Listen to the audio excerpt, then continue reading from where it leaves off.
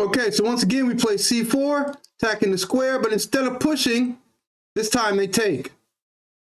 Here. They've got a lot of ideas. They can jump the knight in here. In fact, most of the time, they're going to jump the knight in here.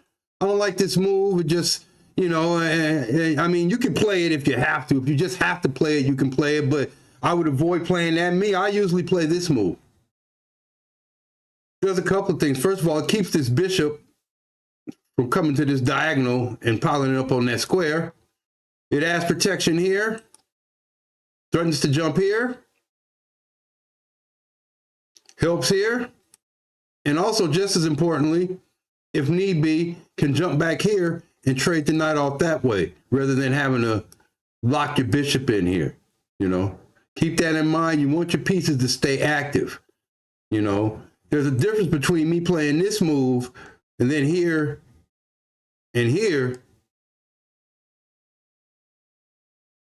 as opposed to playing this, and now your bishop's just garbage. Where's it gonna go? It's got nowhere to go, you know. It's got no scope. You can put it here, but it's biting on granite here. You know, you want to avoid that move.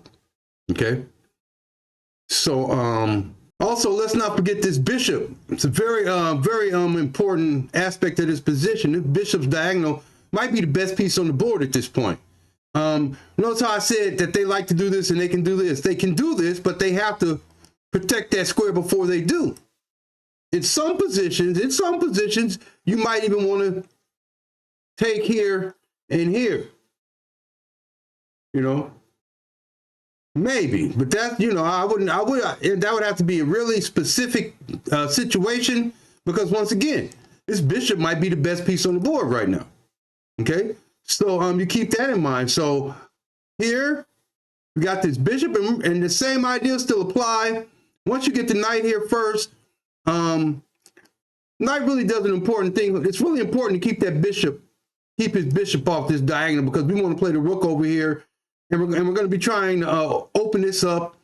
And you can see, you know, you can just see these moves are coming. He can play queen up, but if I ever get this open, his queen, you know, and a lot of times they forget the geometry of the situation, and they'll move the knight here, or they'll jump the knight over here. Well, they can't knight here, but they'll jump the knight back there or something like that, and you know, that still didn't work. But my point is, this is what we're trying to get to right here. You know what I'm saying?